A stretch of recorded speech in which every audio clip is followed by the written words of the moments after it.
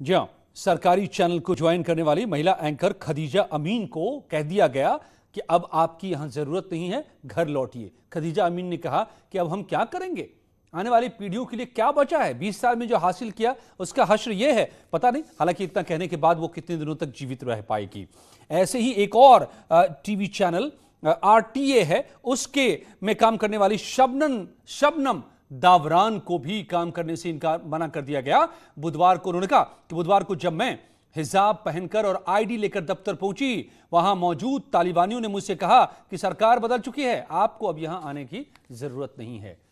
Doctor Sameer Singh प्रवक्ता BJP के मेरे साथ हैं, सतीश प्रकाश राजनीतिक विश्लेषक, सुबही खान मुस्लिम स्कॉलर, सैयद जवाद मुस्लिम एक्टिविस्ट, माजिद हैदर राजनीतिक विश्लेषक। स्वागत है आप सभी का। Again I will start Subhi Khan, आपसे मैं सुबही जी शुरू करना चाहूंगा और समझना चाहूंगा कि ये 3 तस्वीरें हैं जो मैंने अभी जिक्र किया, अफगानिस्तान में शुरू हो चुका है महिलाओं के साथ।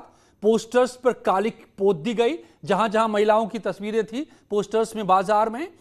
टीवी एंकर्स को घर बिठा दिया गया, सोशल एक्टिविस्ट को ढूंढा जा रहा है। मुनव्वर राणा कह रहे हैं कि वो तो वाल्मीकि जैसे हैं, आदि कवि वाल्मीकि की तरह हैं ये लोग, यही जो ये सब कर रहे हैं करतूतें। और आगरा में उस मुफ्ती के समर्थन में लोग सड़क पर आ रहे हैं जिसको तिरंगा और जनगण मन 15 अगस्त को मंजूर नहीं मस्जिद के कैंपस में। What is happening? मैं तो कह रहा हूं कि it happens only in India. क्यों, कैसे और इसके क्या मायने हैं? सुबही जी समझाइए हमें। जी अजय जी, आपने एक ही लाइन में सारी बात एक्सप्लेन कर दी। It happens only in India, क्योंकि भारत कोई नॉर्मल जमीन का टुकड़ा या कोई सिर्फ एक कंट्री नहीं है। भारत माता है। हम अपनी जमीन को अपनी मातृभूमि कहते हैं और मानते हैं। यही कारण है कि हठधर्मी, बदतमीजी और जिद भी इन सभी लोगों की इस देश में बर्दाश्त होती है। कितना ही है यहाँ पे रहकर तालिबान का समर्थन कर ले, इनको अगर बोल दीजिए कि भारत छोड़ के कहीं और चल जाओ, अगर इनको बोला जाए कि कहीं और चले जाओ, तो ये कहीं जाने को तैयार नहीं होंगे। फ्री टिकट भी करा दीजिए तब भी कहीं जाने को तैयार नहीं होंगे ये लोग, क्योंकि इन्हें पता है कि इनकी सारी बदतमीजी सिर्फ भारत में ही चल सकती है। एक बात महिलाओं के ऊपर हो रही है तो मैं जरूर बोलना चाहूंगी, अब समय आ गया है कि पूरे विश्व की महिलाएं, चाहे वो किसी भी पंथ, जाति, समुदाय को बिलोंग करती हो, सबके एक होने का समय। अजय जी, क्या क्या हो रहा है वहां पे महिलाओं के साथ? मतलब अभी टकर प्रांत में बुर्का पहनने के ऊपर वायलेंस हुई महिला के साथ, चौराहे पे हंटर से पिटाई हो रही है लोगों की, स्वतंत्रता दिवस मनाने पर गोलियों से भून दिया गया लोगों को, महिला गवर्नर को कैप्टिव बना लिया गया है। एक महिला की मैं वीडियो देख रही थी, पुलिसकर्मी अफगानिस्तान की, उनकी आंखें निकाल ली गई थी। और हमारे ही देश में शफीकुर रहमान बर्क जैसे और ओवैसी साहब जैसे मेंबर ऑफ पार्लियामेंट जहर उगल रहे हैं और तालिबान को समर्थन दे रहे हैं। और ना ही सिर्फ मुस्लिम लीडर्स, एक कोई नटवर सिंह जी पूर्व विदेश मंत्री रहे हैं हमारे जी, वो ये स्टेटमेंट दे रहे हैं कि मतलब तालिबान तो बहुत बदल गया है, अब तो अंग्रेजी भी बोलने लग गया है।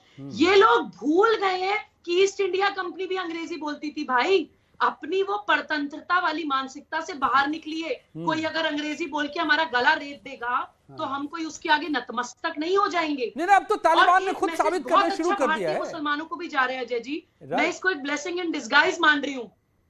राइट, तालिबान ने खुद साबित करना शुरू कर दिया है कि असली चेहरा क्या है और वो भरोसा कितना झूठा है। बहुत सारे मुसलमान, वो भरोसा कितना झूठा है जिसमें उन्होंने कहा है कि अब हम बदल गए हैं और महिलाओं को अधिकार मिलेंगे। यही अधिकार है सैयद जवाद साहब, आप यही अधिकार है क्या?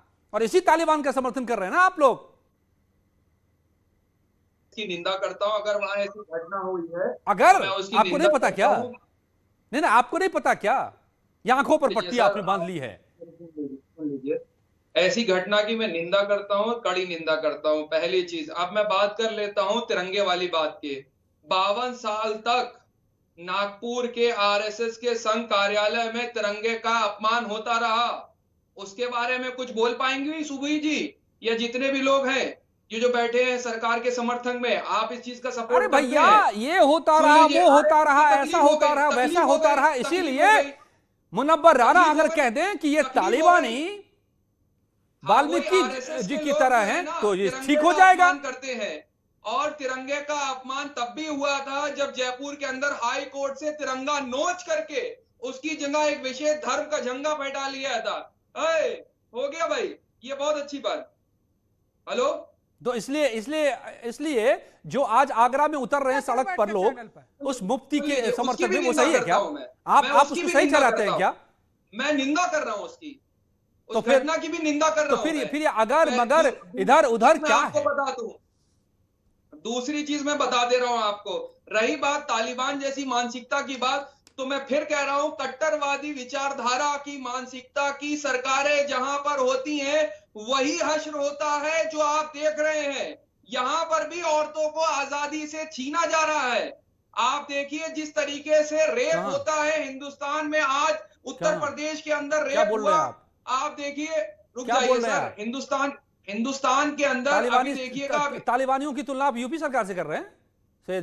वही मानसिकता है, जब बच्ची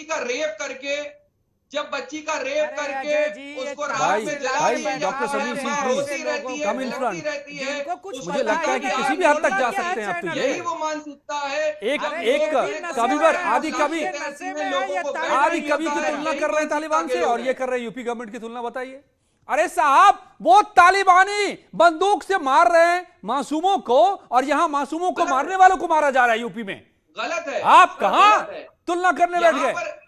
सर सुन लीजिए, मैं बात कर रहा हूं कट्टरवादी विचारधारा की बातें। सर बहुत शोर आ रहा है पीछे, प्लीज किसी को बोल करके मेरा ऑडियो ठीक करवा दीजिए। ओके, इस बीच सुबुई कुछ आपको रिप्लाई करना चाहती हैं, and then I will come to Majid Haider. ठीक कर दीजिए, बहुत ज्यादा डिस्टरबेंस आ रहा है सर। ओके, यस सुबुई, आप you wanted to reply. Ajay ji, बीच में कुछ डिस्टरबेंस हो रहा है, प्लीज ऑडियो आप यस कंट्रोल रूम प्लीज, मेरी आवाज साफ चेक इट, पहुंच पा रही है आपको? Please check it. यस सुन रहे हैं, आपकी बातों को हमारे कंट्रोल रूम में सुना जा रहा है, and they are trying to rectify. Yes ji Subhi जी,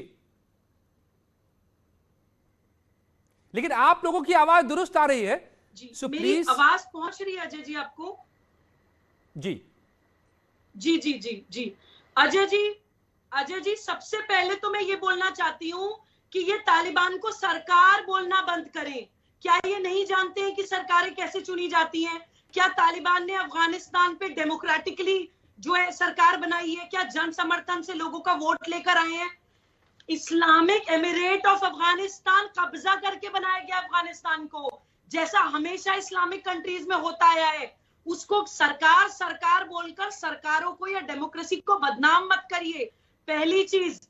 दूसरी बात, आप जब कंपेयर करते हैं उत्तर प्रदेश को अफगानिस्तान से, तो एक बात समझ लीजिए भाई साहब, स्टेट स्पॉन्सर्ड टेररिज्म या जो लोग राज कर रहे हैं, कब्जा किए हुए हैं, उनके द्वारा किए हुए अत्याचार में और अपराध अगर कोई हो रहा है उत्तर प्रदेश में और फिर उसको जेल में डाल दिया जा रहा है, उसमें फर्क होता है। उत्तर प्रदेश में आज के टाइम में 0 टॉलरेंस है क्राइम को लेकर। मैं उत्तर प्रदेश की बेटी हूं, आपसे बेहतर जानती हूं।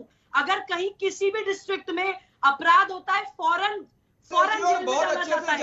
आप लोग तालिबान को आतंकवादी नहीं बोल पाते हैं, गोल गोल जलेबी की तरह घुमाते हैं। सुनिए एक हफ्ता रहना पड़ेगा, अभी जवाब दे नहीं पाएंगे, तो प्लेन पे लटक के भारत आने के लिए तरसेंगे। अभी आप किसी प्लेन में लटके हुए नजर आएंगे, नहीं पाएंगे आप मेरा जवाब। किसी प्लेन पे लटके हुए नजर आएंगे भारत आने के लिए।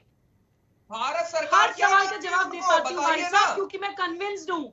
बताइए ना, जलेबी नहीं बनाती हूँ, जलेबी नहीं बनाती हूँ।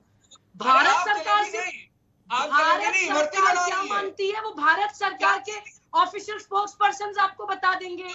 क्या मैं यहाँ पे भारत सरकार की ऑफिशियल स्पोक्स पर्सन हूँ? जो आप मुझसे सवाल कर रहे हैं, एक भारतीय नागरिक होने के नाते मुझसे सवाल करिए, एक मुसलमान होने के नाते मुझसे सवाल करिए, और अगर आपके सवाल का जवाब ना दे पाऊं तो बोलिए। मैं मानूंगा, मेरा वही स्टैंड होगा जो भारत का स्टैंड होगा। भारत के प्रधानमंत्री का जो स्टैंड होगा वो मेरा स्टैंड होगा। ओके, माजिद हैदर, राजनीतिक विश्लेषक माजिद हैदर जी, क्या स्टैंड है? ओके।